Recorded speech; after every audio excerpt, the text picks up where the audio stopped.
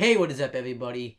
This is going to be the first episode of a new series that I'm starting on this channel called Who's Better, WYW or WWE Raw.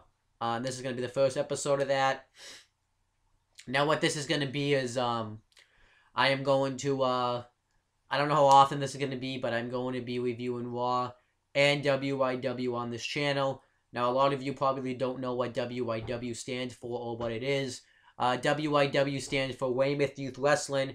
It is a company that my friend James the He-Man Hebert and his friend Mike have started up about, 2 years ago now, I think. And he pretty much started this company up because he hasn't been enjoying Raw or SmackDown lately, or just WWE or pro wrestling in general. So pretty much he's used WWE 2K14, like the story mode, not the story mode, but what do they call that? The storyline mode. I never really used it that much, so, but he used that to start his own little wrestling company, and he's started uploading episodes. So I'm going to be reviewing that. Obviously, James isn't going to be in these reviews because he'll be biased because it's his company, but I'm going to compare his company to WWE. I'm just going to do Raw because obviously his company is probably going to be better than SmackDown. So Raw is like the really only competition I can really do. And I don't know how often this series is going to be because I don't know how often he's going to upload episodes. So I'm probably going to review this week's Raw and then I'm going to review his company. I'm probably just going to watch Raw first because I'm on like a dayline schedule. So I'm probably just going to watch Raw first, and then I'll watch his company after I finish watching Raw and reviewing it. And I don't know who's going to be a part of this series with me, if I'm going to grab some people from the Massasoit Wrestling Corner, or if I'm just going to do it. I haven't decided yet. So yeah. So let's start with Raw. So this week's Raw, I can't really say happened or took place because I don't know how good the show was. This week's Raw happened / took place, I'll say so far, on December 7th, 2015. Now, I obviously missed it yesterday because I accidentally fell asleep before the show happened because I got tired and didn't mean to do that. So I don't know anything that's happened so far. So I'm just going to watch the show, and as the show, as it goes to commercial and stuff like that, I'm going to come back and give my thoughts on it. So let's start it off. So I didn't mention this too. What I'm also going to do for this series is at the end of each episode of each shows of Raw and WYW, I'm going to give each of them a rating. And whatever one gets the better rating will win the Raw, in my opinion. So let's do that. So let's see how Raw ends up turning out. Okay, so we have JBL, Michael Cole, and Byron Saxton on commentary for this show. And it starts out with the League of Nations, who have a new theme song now. Well, they have a theme song now. And Sheamus talks about how this is the greatest group in history. They have the people from Bulgaria, Mexico, England, and Ireland. They said they tried to find someone for the United States, but the USA doesn't cut it anymore in 2015. He talks about how it's just going to take him 5 minutes and 15 seconds to take out Roman Reigns this Sunday at Tables, Ladders, and Chairs. And then he says that this is the greatest group in WWE history, which isn't true. And then the Wyatt family thing goes off, which was delayed because the technology in WWE sucks. And the Wyatt family come in the win. And he said that this is his... Bray Wyatt says that this is his world. And right now, they're just a part of it. And he's just letting them breathe in it. So then Bray Wyatt says he's just here to cause chaos. So then the Dudley Boys and Tommy Dreamer come out, and Bubba Ray Dudley says that they're just here to win the Extreme, and Bray Wyatt says that you outnumbered, so you shouldn't even bother coming into my win. But Devon Dudley says that when you're Extreme, you don't fall, you multiply, and then Rhino returns, which nobody popped for. I don't think anyone really seemed to know who he was, which I could understand because it's easy. He might. Actually, I don't really understand it in a way because he was just on NXT not that long ago, so I don't really get it. So then they come down to the ring, and then Roman Reigns, the Usos, and Dean Ambrose come through the crowd, And I thought this was a nice way to start off Raw. It was something different. And it was cool. There's a lot of factions in WWE right now. I do like the faction with Roman Reigns, Dean Ambrose, and the Usos. Obviously I don't mind the Wyatt family. They just need to win a match. I don't really mind the League of Nations as a faction. I just don't know where they're gonna go with it. I'm giving it a chance, and I do like the faction of the Dudleys, Tommy Dreamer and Rhino. I don't think it's gonna last that long. I think it's just a temporary thing until after TLC. So we'll have to wait and see. But so far, Raw's been good at the start so far. Okay, so then it leads to a match. It's a Fatal 4-Way 8-team elimination match. And it's Roman Reigns, Dean Ambrose, and the Usos, the Wyatt family, the League of Nations, and Team Extreme, which is what they're calling the Dudley Boys, Tommy Dreamer, and Rhino, since they were all in ECW. I thought this was nice. I thought it was something different than just doing it like like in 12, like having all the faces on one team and all the heels on one team. So I thought it was something different to do. And I thought it was a good match. I thought it was a good opening match. And everybody could be in the match. All 4 members of each team could be in the match at once, which I was fine with. And there was some nice spots. It was cool to see Rhino have a face-off with Strowman. I don't know, Rhino didn't just plow right through him. It didn't really make any sense. You want to make it believable, Rhino should have just plowed right through Strowman. This is the reality era. So they take out Strowman and he lands on his feet on the outside.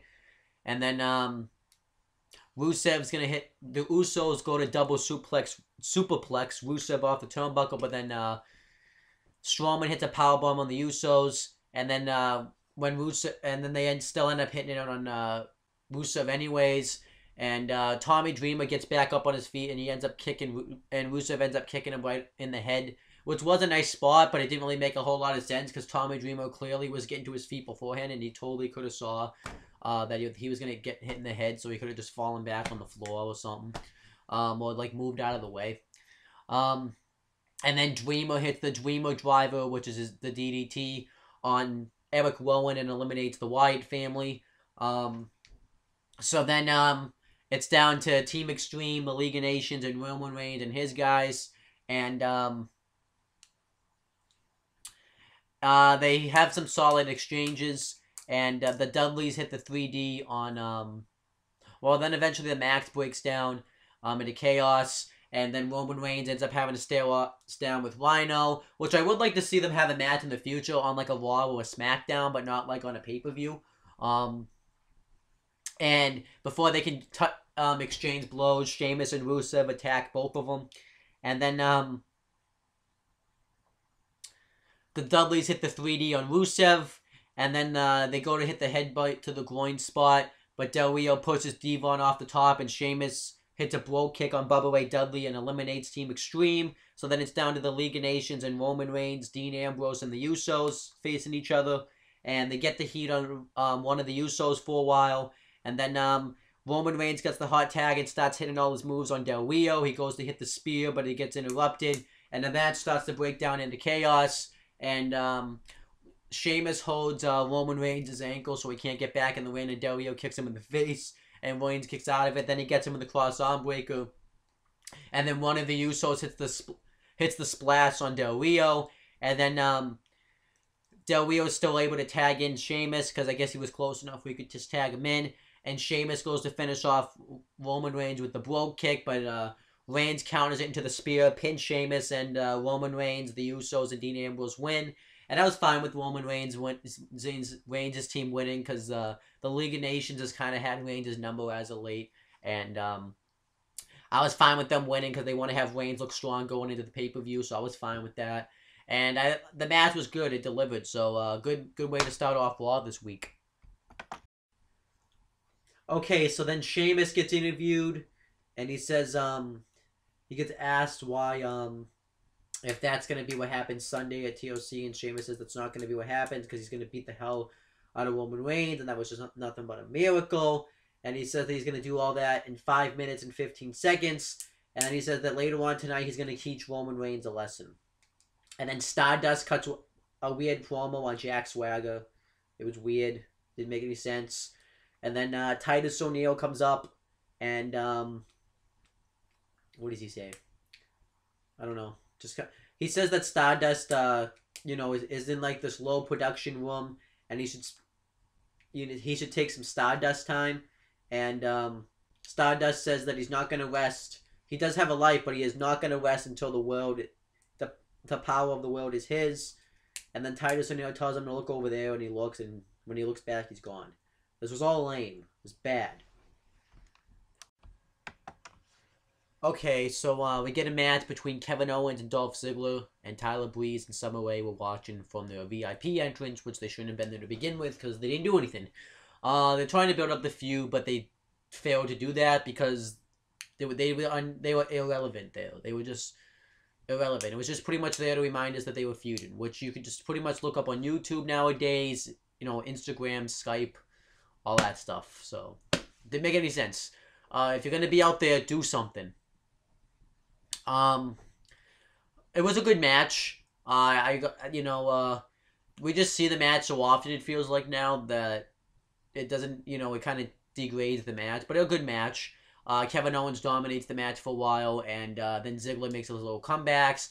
The way that Kevin Owens kept tossing Ziggler around was awesome. He threw him into the steel post, and then when Ziggler tried to go for his jumping DDT, tossed him outside the ring. Then Owens went outside the ring, and Ziggler hit it on the floor. And then they had some back and forth exchanges and Ziggler hit the famous, so Owens kicked out. Owens hit a German suplex, and he went for the cannonball, but Ziggler moved out of the way. And then Owens hit a super kick, and then immediately afterwards, Ziggler hits a super kick, and Owens kicks out of that. Then eventually, Owens from out of nowhere hits the pop-up powerbomb. And then Dean Ambrose comes out immediately afterwards with popcorn and soda because he was watching the match backstage. And he gets in the ring, and Kevin Owens says that he wants his music. And then Ambrose throws popcorn and soda in his face because they're having a match this Sunday for the Intercontinental Championship. And the way they build that up was to have somebody come out and throw popcorn and soda in their face. What is this? Like this, I think, the people who write the wrestling shows have, the mind of a 5-year-old. Because this is something that a 5-year-old would do, is throw popcorn and soda into somebody's face. Wow.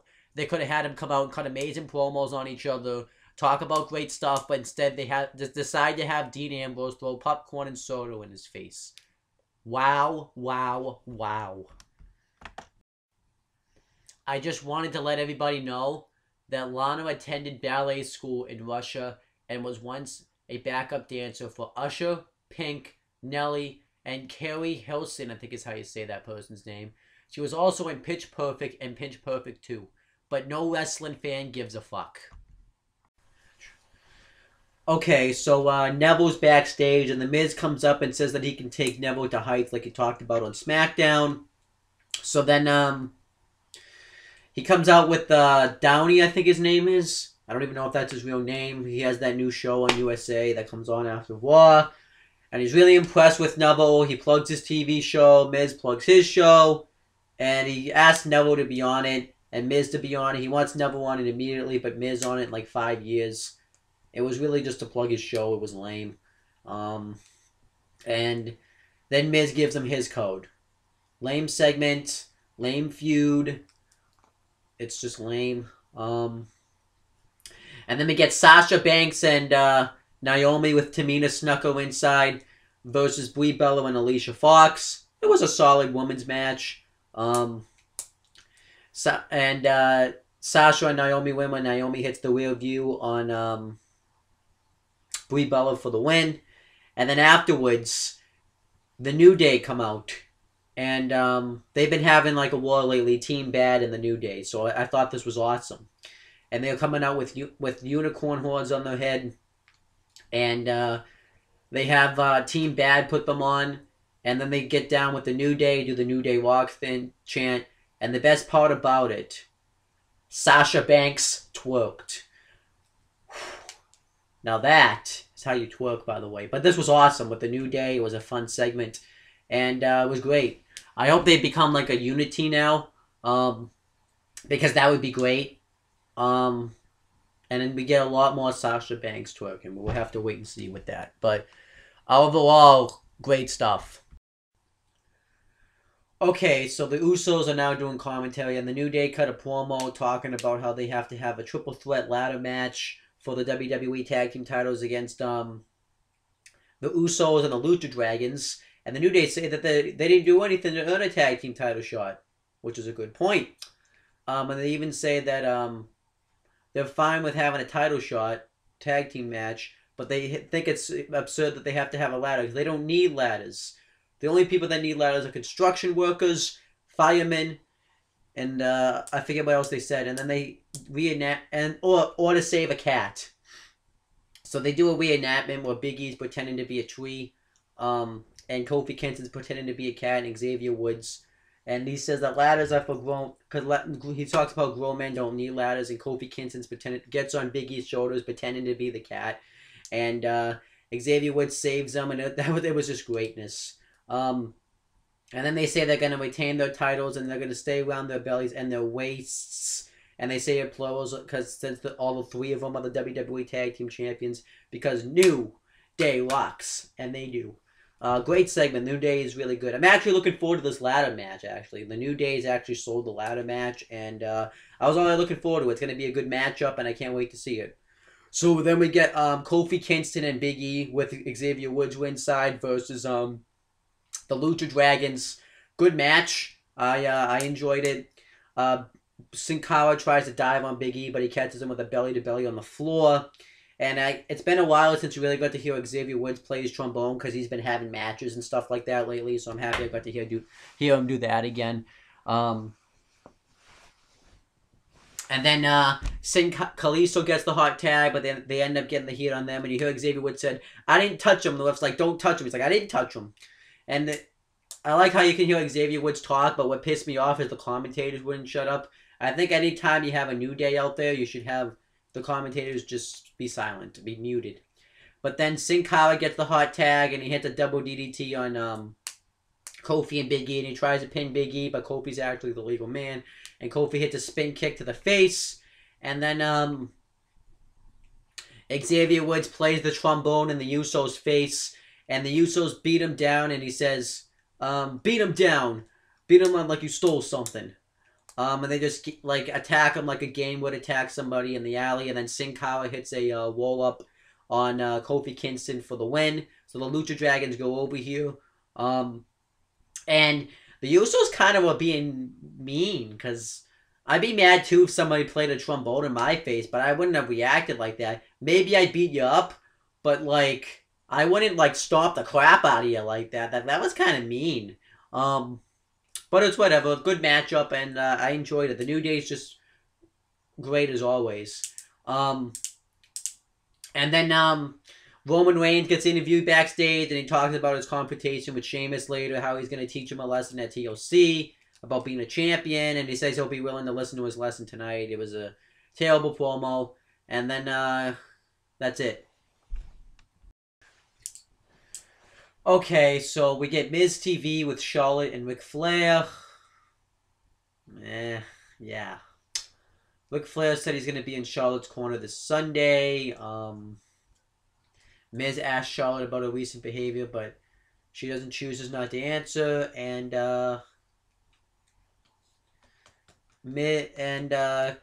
Charlotte says that because they're having a title match this Sunday, Charlotte says if Paige shows up, she won't be able. If Paige was here right now, she wouldn't make it to Sunday, and she's not going to be Divas Champion.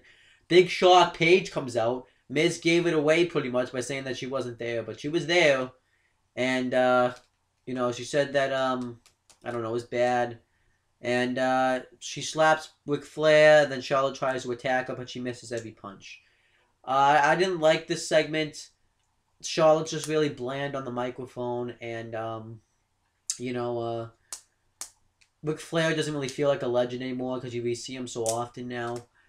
And Charlotte talks about his accolades, and they just pretty much show that she's nothing but Ric Flair's daughter, pretty much, because every time she went to do something, she had to ask Ric Flair about it. It was just bad, and I've lost all interest in this Paige Charlotte feud. It doesn't make any sense anymore. I've never had the interest, but it just. Yeah, I hope this is the final match Sunday. We never have to see it again. And the way that has to happen is Charlotte has to go over. Because if Paige wins, then we're going to see the match again. And I don't want to see the match again. The match probably will be good. It's just, yeah. It's just, yeah. I just don't care about it, really. Okay, so next we get Ryback versus Rusev with Lana. And Rusev and Lana cut one of those little video promos. Lana talks about how she knows that Ryback didn't mean to hurt her last week, so she forgives him, but Rusev doesn't. It was okay. It didn't really make any sense.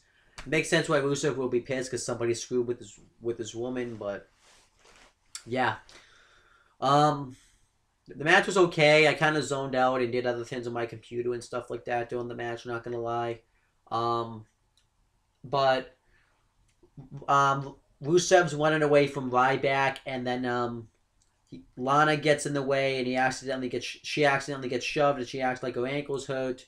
And then Rusev shoves Ryback into the post when he's checking on her and puts Ryback in the accolade, so they both get counted out, so nobody wins.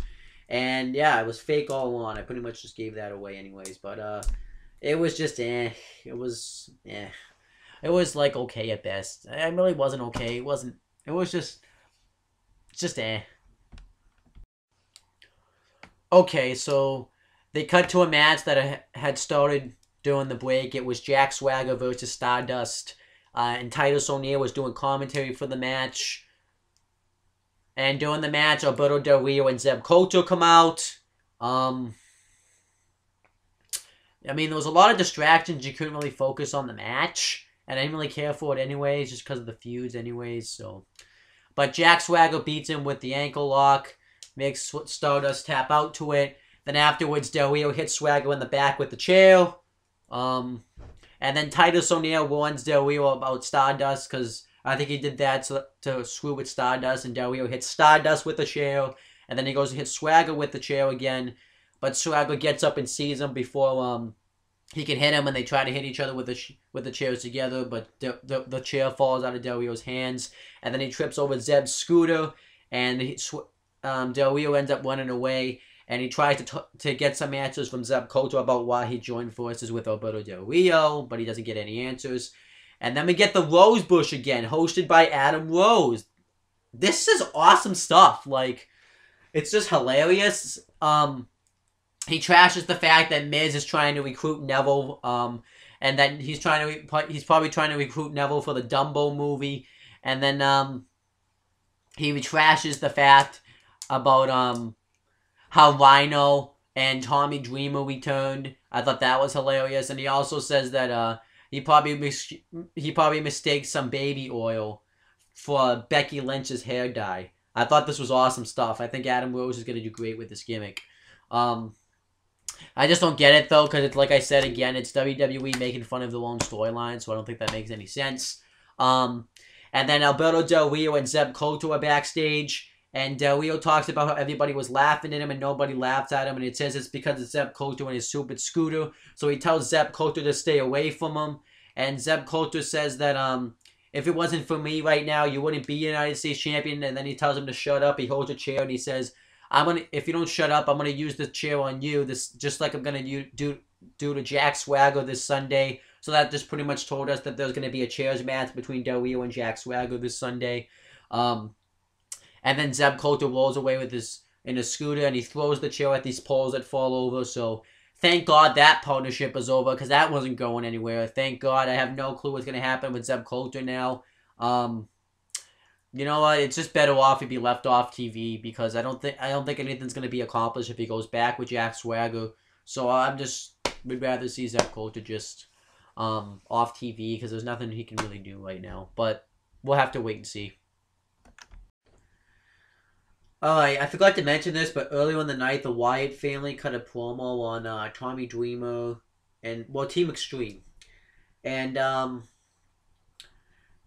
they say there's 4 of them, and Braun Strowman talked about how he was going to squeeze the life out of Tommy Dreamer. It wasn't a good promo because Strowman talked. Because Strowman just can't talk on the mic. So then we get Tommy Dreamer with the Dudley Boys and Rhino inside versus Braun Strowman with Bray Wyatt, Luke Harper, and Eric Rowan inside. And they announced that this Sunday there's going to be an 8-man elimination tables match between these teams, which I'm all for. I'm fine with that. The Wyatt family need to go over in that match, though. I don't care what spin you try to pull. If the Wyatt family does not go over, then they should just kill the Wyatt family. They need to go over in that match. I strongly should advise that. But the match between Strowman and Dreamer was fucking awful. Strowman just hugs him for the win. Yeah. And then, I think that was it. That's all that happened. Yeah, that's it. But the match was bad, and this show just fell. It actually wasn't a bad show at the beginning, but it just fell. It just fell. It's bad. This is a bad show here. And I'm gonna get into it because there's one more segment to talk about. But yeah, this show just really went from like up here to like, well, actually to like about like a decent show to like just exploded of badness. And I'm gonna talk about that as I get towards the end. Okay, so we get the segment with Roman Reigns and Sheamus, and Roman Reigns had already come out before Sheamus even got out there.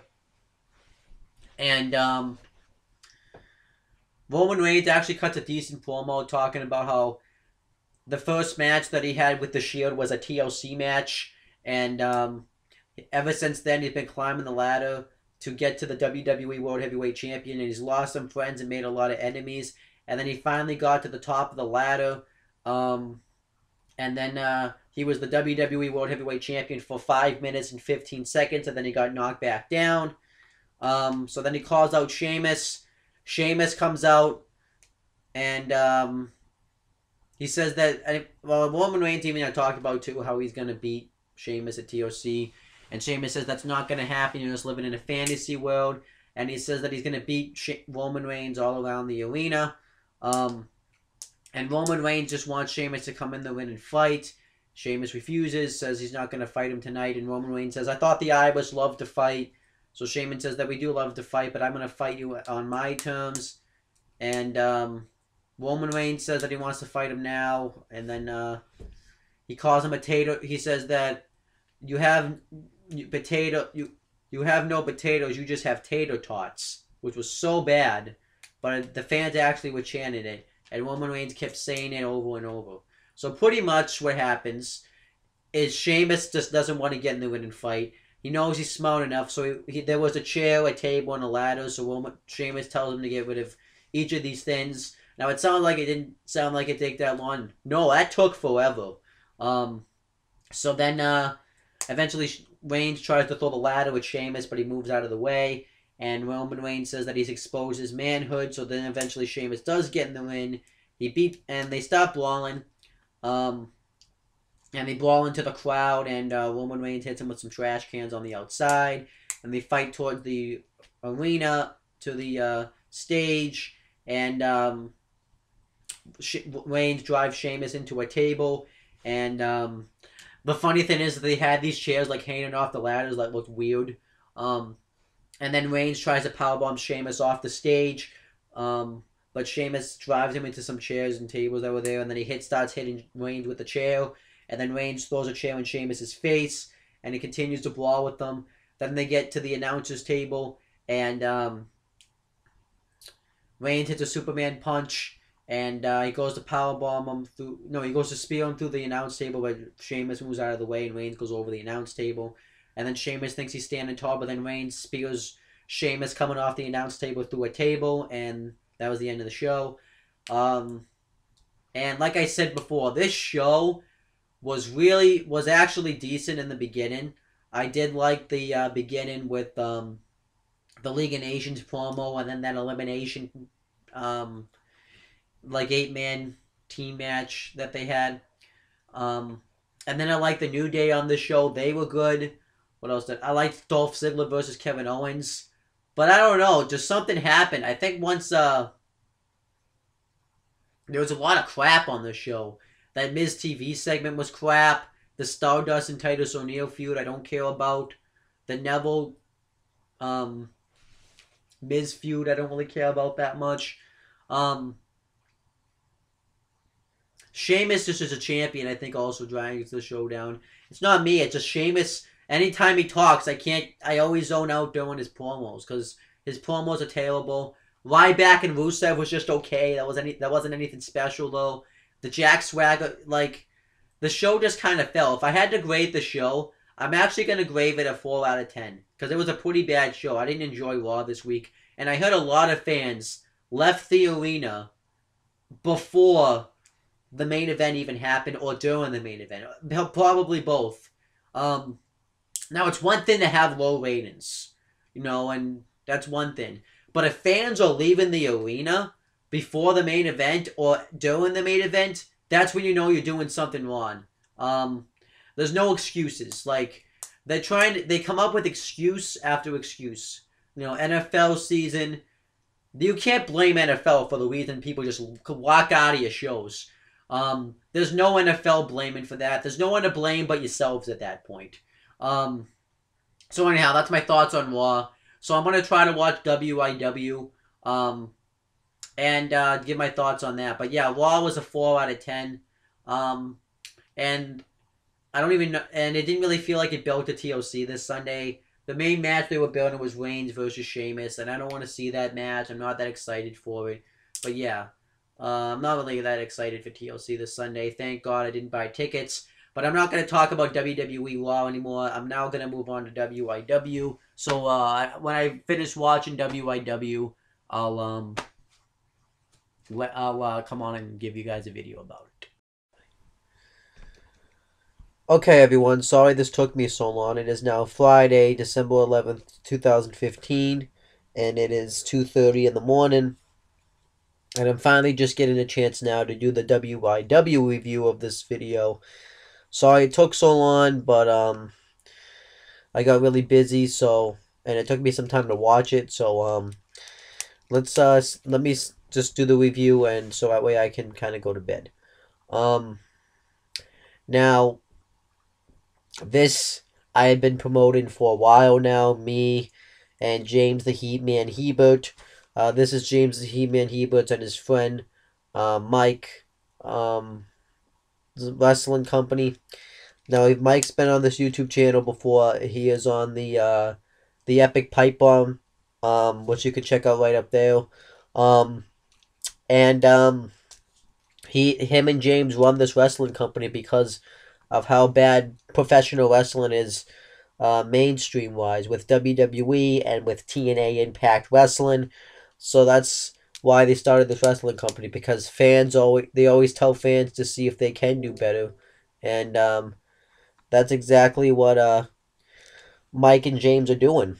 And they've started, this company's been around for about 2 years now. They're having a 2-year anniversary party on December 19th, 2015, which is in about a week. And I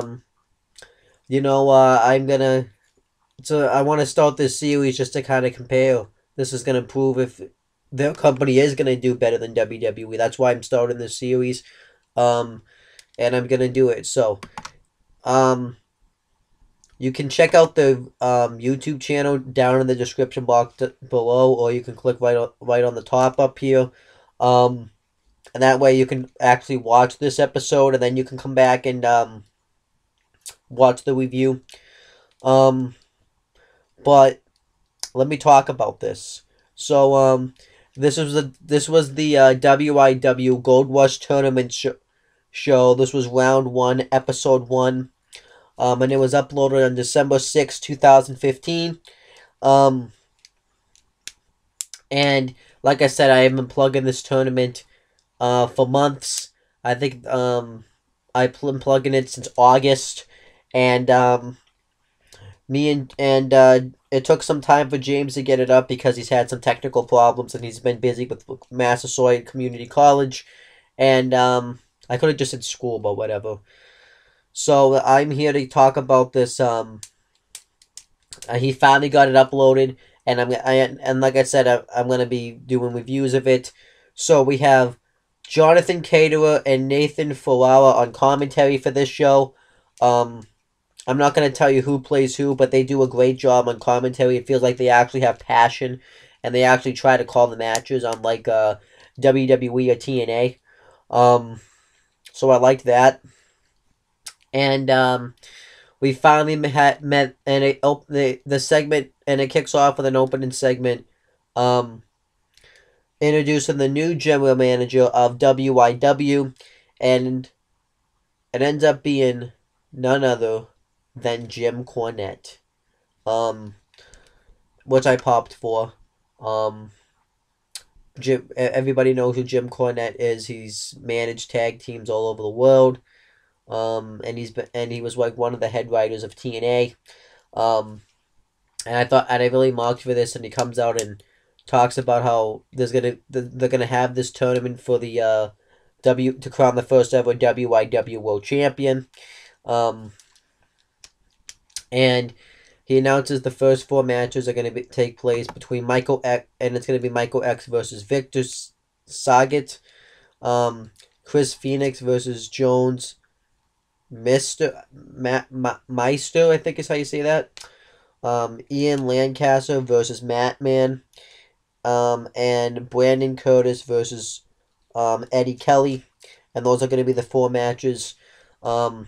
And he also says that he's not the only general manager of WYW. He said that there was another general manager of WYW that is going to reveal himself, that is going to actually appear in the beginning of the second round tournament of WYW, and his name is James sent me his name. I'm probably not gonna be able to say it, so it's gonna be a process. But Mark Ipler, I think is how you say his name. James is probably gonna kill me if I messed it up, but whatever. And I thought this was good. It was a good way to start it off, and the opening promo segment wasn't too long, and it was just a nice way to kick it off, and with a nice big pop, and I liked it.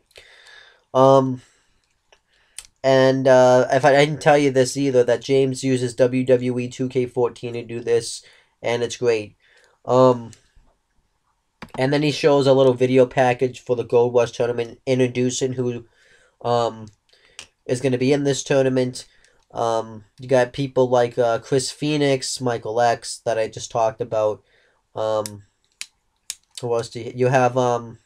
Sean Maverick,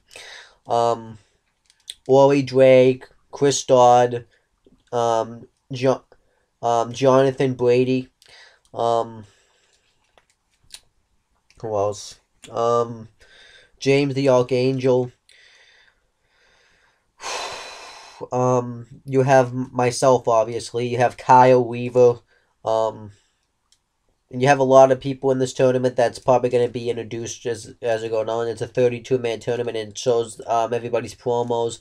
The great promos.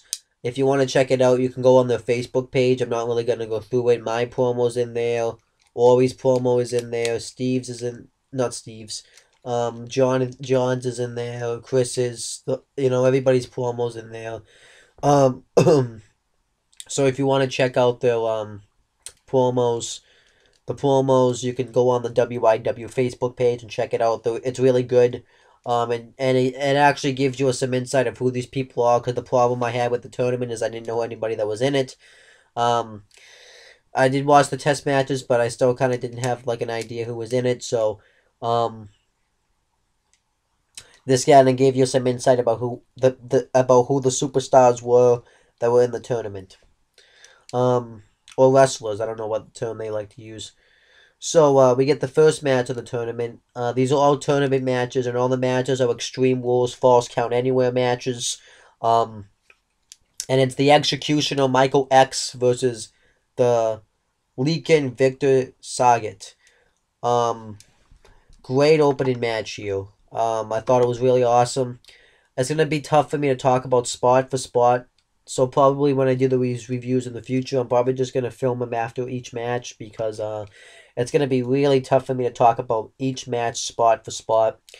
And it was a great matchup. They start off by doing chain wrestling in the beginning, and I thought that was great. And it was really awesome stuff. And then they had a lot of suplexes. Michael X hits a power bomb into the apron, which was awesome. I forget what he calls it, but and the big boot to the chest he hit was awesome. The weapons that they were using, just a really good matchup overall. And it was great. I really enjoyed the matchup. To be honest with you, I don't remember what Victor's finisher is. But a really good matchup, and Michael X ended up going over in the match. And it was a great matchup. They used a ladder. They used everything in this match. This was one of my favorite matches of the night, and it was really a solid matchup. I really enjoyed it. It was great. I can't really, like I said, I can't explain spot for spot because there was so many spots in this match that it was just awesome. And they had some ads in there because that's sponsored by WYW, which you can check out when you watch the video. And then we got the Firebird Chris Phoenix versus... Oh, I forgot to explain the storyline for Michael X versus Victor. Pretty much Michael X had been taken out by... Who did he get taken out by? His name? He got taken out by somebody. I forget who. And then he came back in Test Match 20 and he wanted to be in this tournament, and pretty much Victor was the newcomer who was just in his way, so that was the storyline. I think he was taken out by Malkian. And then we got the Firebird Chris Phoenix versus the Donovan Jones Myers, the same match. Great matchup. Really enjoyed it. This match, it was probably the worst match of the night, just because all the other matches were so great, but this was also a great match. Really good overall, and I just can't explain how great this match was either. And I really enjoyed this match, and the commentary was great. Everything was great about it. And I loved it. It was great. Chris Phoenix won. I don't remember how, though. He won with the Phoenix Splash off the ladder. And he pinned him after that. But it was a great matchup. And they were both tag team partners. So that's... And the stuff they were doing. I remember Chris Phoenix hit him off the barricade with a clutch. And it was great. And it was awesome. And I just can't... It was a really great matchup. They used trash cans. They used championship belts, sledgehammers. And it was a really great matchup. I'm sorry if this review's sucking. I'm just really tired right now. And, just, it's tough for me to remember every spot. That's why I said I'm probably just going to try to set this up a little differently. I thought I could just watch the video itself, but apparently I can't do it that way. So then, afterwards, they shake hands, and when I was watching this match, it makes me wonder if they're willing to do this stuff to each other, like all the stuff they were doing, like the just to kill themselves, and kill their opponent if they're tag team partners. What are they gonna do to people they don't like and stuff like that? So that was good. That was cool. Then we get the wild card. Then we get the wild card Ian Lancaster versus the Dr. Matt Man. Awesome match. The wild card in Lancaster killed Matt Man throughout much of it. He was psycho in this match. They hit superplexes off the ladders.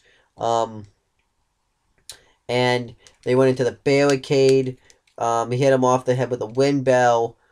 Just fucking amazing matchup. Superplex off the top rope through a table. Headbutt into a belly-to-belly throw through into the announcer's table. Matt Man went off the top rope and elbowed Ian through the table. And amazing matchup.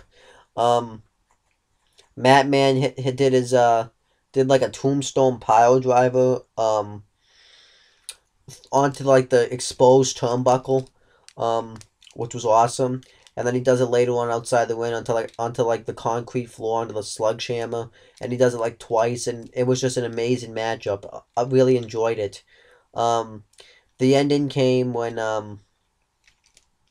Ian hit his finisher. It's called the TKO pretty much, and he pinned him, and then the lights go out, and we hear somebody attack Ian, and they say it's Nick Switchblade, who I think I've seen him before, and he had an evil laugh, and this laid out Ian, so pretty much this allowed Man to take advantage and hit his finish on him on the floor on a sledgehammer, and then do an elbow drop off the top and get the victory. And Man won in advance in the tournament. So now they're going to do a feud between Ian and Nick Switchblade, which I'm psyched for. I'm assuming now in the future, when Nick Switchblade has his match, Ian's going to screw him out of it. And then we get the main event. It's high voltage Brandon Curtis versus the Undead Soldier Eddie Kelly. Another major match. Eddie Kelly hit a Death Valley driver. Ian hits a sick, what's it called? Like an RKO, or but it's called the voltage plunge. Well, it's like an RKO pretty much, and he hit that just regularly on the baseball bat, and then he hit it when Eddie Kelly was trying to come off the top rope outside the ring, and then Eddie Kelly, and then they hit superplexes off the ladder. They suplex each other on the rung of the ladder, superplex off the ladder, and like the Brandon's leg caught the ring apron.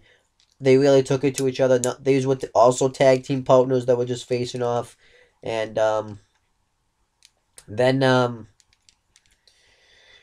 Ian hit the RKO going off the ladder, and they ended up going outside the ring. Because originally he tried to do it, but he had to do it off the ladder. But he ended up going all the way outside the ring, and he pinned him after that. And then they announced that Eddie injured his arm, so Brandon ended up advancing in the tournament. And it was a great matchup. Sorry if this review probably sucks, but I'm just really tired, and I have to get to bed because I have school in the morning. So I just wanted to get it up because I've been putting I've been putting it off long enough, so I finally watched it. I just figured I'd get it up. But it was a really great episode of WYW. Really great first episode. I love the set, the production. The production's all WYW. They have like the W in the middle of the ring, and they have WYW all over the place. And I think that's great. I can't wait to see what the championship belt's gonna look like. And I think this is actually gonna be great. Obviously these reviews are probably gonna get better because I have a different way I think I'm gonna set them up than watching the whole show, because it's gonna be tough for me to do it this way because it's tough for me to call spot for spot. But really great stuff. I can't wait to see the next one. And if I had to rate the show itself, I'd rate it a 10 out of 10 because it was just great. Everything was really great on this show. One flaw I have about this company, and this is just personal opinion, is there's too many people kicking out of finishers over and over again, and I'm not usually a big fan of people kicking out of finishers. I can take it maybe once, but I think that people have to hit their finishers about 3 times before they win the match, and I think that is a little extreme just because it's going to diminish the finisher. So at least leave it to 2 finishers, or if you want to do 1, because it's going to diminish the guy's finisher when he actually does hit it. That's my only complaint about the matches overall, is that the people keep kicking out of finishers, and I understand it makes the matches more exciting, but I think it's just a pet peeve of mine. I always hate it when people kick it out of finishers because it makes the finisher look bad. If it continues to have, I can maybe deal with it once, but I can't deal with it twice. And that's that's the only thing maybe I would change right now.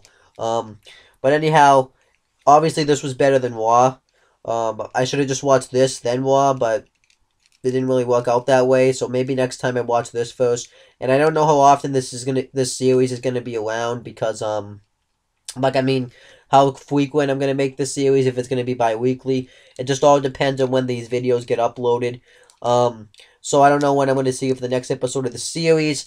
But this is gonna probably be at least a regular thing. So, I'll see you guys on the next episode of who's better, WWE Monday Night Raw or WYW. And like I said, the WYW reviews are gonna probably be better. I probably have to do it after doing each break or each match because it's not gonna work out doing it this way.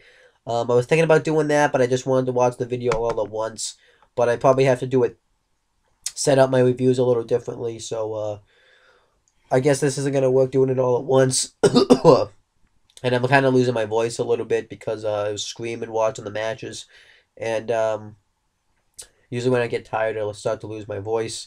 But that's pretty much it, guys. You can click down and subscribe to all the stuff and check out the corner and the Retro Wrestling Review series. And that's pretty much it, guys. I'll see you next time when I do this series. I also forgot to mention one thing. I meant to mention this, but I forgot that Taka Michinoku was also going to be part of WYW. How James got him to be on the show, I have no idea. Well, I do know, but I don't really want to give away how he got him. If he wants to, then that's fine. If you don't know who Taka Michinoku is, he was in the WWE, well, when it was the WWF, and he was the light heavyweight champion for him for a while, and he wrestled Triple H for the WWE title in 2000. So definitely support Taka Michinoku. He was a great talent. He's always had really great light heavyweight championship matches, and I just figured I'd mention that, and I think that's going to be awesome. And after that video package, it does talk about him. So it's cool that he's going to be in this tournament. Will he win? You're going to have to wait and see. But that's pretty much it, guys. Talk to you later.